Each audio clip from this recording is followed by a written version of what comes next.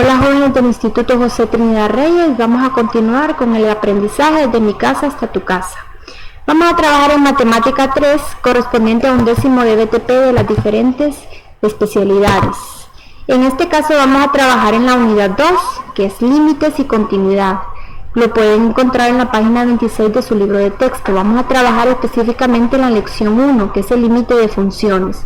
Es por eso que el objetivo es entender la definición de límite. Para ello, jóvenes, vamos a recordar que en décimo grado aprendimos a graficar en el plano cartesiano diferentes tipos de funciones. En este caso, esta función que yo les presento me está representando la función f de x es igual a x al cuadrado más 1. Es una función cuadrática donde su representación gráfica es una parábola. Si nosotros recordamos lo que hacíamos, ¿verdad?, para graficar esta función, hacíamos una tablita de valores. Recordemos que f de x es lo mismo que ser y. Entonces, en la tablita de valores, nosotros teníamos que encontrar los valores de y. Los valores de y dependen de los valores de x. Nosotros asignamos los valores de x.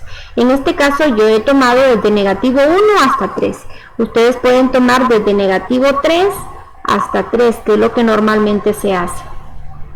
¿Qué es lo que hacemos? Cuando nosotros sustituimos los valores de x en nuestra función, nos van a dar los valores de y. Por ejemplo, en este último valor, cuando yo sustituí 3 en la función, 3 al cuadrado 9, más 1, 10.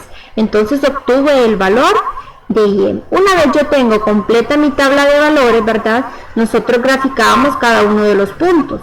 Y recordemos que para graficar partimos del eje de las x, o sea del eje horizontal, y el eje de la y es el eje vertical. Entonces, si queremos graficar, por ejemplo, 2,5, me ubico en 2 en el eje de las x. Entonces 2 está aquí, ¿verdad?, en el eje de las x. 5 significa que voy a subir hasta donde está 5 en el eje de la y. Entonces este punto aquí me representa 2,5.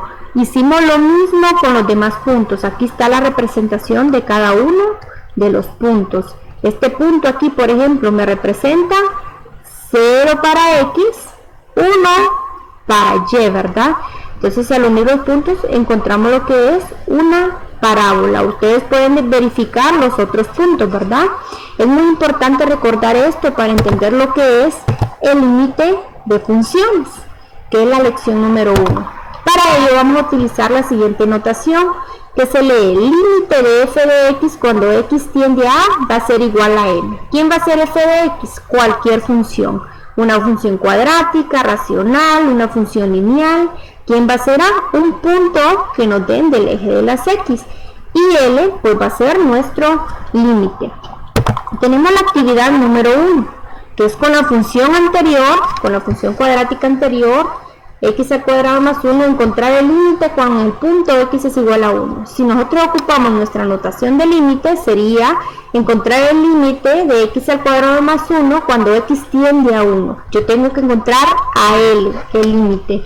Lo vamos a hacer utilizando la gráfica. Aquí tengo un trozo de la gráfica que me interesa. Entonces, me está diciendo cuando x tiende a 1. Hay valores que tienden a 1 o se acercan a 1. Aquí en el eje de las y se van a acercar a 1, tanto por la izquierda, empezando desde el 2 por la derecha. Hay valores que se van a acercar a 1 y son muchos los valores que se acercan a 1 por la izquierda y por la derecha. Cada uno de estos valores van a tener una representación en el eje de la y. En el caso aquí, en el punto específico 1, su representación sería 2 en el eje de la y, pero como no me está diciendo cuando x es igual a 1, sino que mi notación dice cuando x tiende a 1. Entonces, cuando x tiende a 1 por la izquierda como por la derecha, también en el eje de la y va a tender a un punto, miren, por la izquierda y por la derecha. ¿A qué punto va a tender en el eje de las y cuando x tiende a 1? Aquí tenemos que va a tender a 2. Ese sería mi límite, el punto en el eje de la y al que se van acercando los valores, ¿verdad?, cuando x tiende a 1. Entonces, utilizando la notación, podríamos decir que el límite de esta función cuando x tiende a 1 va a ser igual a 2. 2 me va a representar a L, ¿verdad? Pero no en todos los casos nos van a facilitar la gráfica. Entonces, en esos casos lo vamos a hacer por sustitución algebraica. Si yo no tuviera la gráfica, entonces lo hacemos por sustitución algebraica. ¿Qué es lo que vamos a hacer? Sustituir, ¿verdad? Donde aparece la x, abrimos paréntesis y colocamos el valor que nos están dando. Aquí, en vez de x al cuadrado, coloqué 1 al cuadrado más 1. En el siguiente paso voy resolviendo. 1 al cuadrado sería 1, ¿verdad? Recordando que el exponente me está indicando que el 1 lo tengo que multiplicar 2 veces. 1 por 1, 1. Bajo más 1.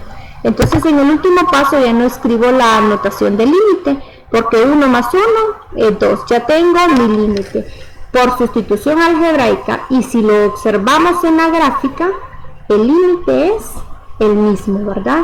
Ojo, por sustitución algebraica lo vamos a hacer cuando no se nos facilite la gráfica. Vamos a continuar con la siguiente pregunta. ¿Qué sería el límite de una función? Entonces, en pocas palabras, el límite de una función cualquiera en un punto x va a ser al valor al que se acercan las y, ¿verdad? Cuando x tiende a un punto, entonces también en el eje de la y se van a acercar los valores dados, ¿verdad? Entonces el límite de una función en un punto x es el valor al que se acercan las y cuando x tiende a un número, ¿verdad? Vamos a continuar con la actividad número 2, que va a ser observando la gráfica. Nos dan la gráfica, que es la misma función anterior, entonces vamos a encontrar los límites observando la gráfica.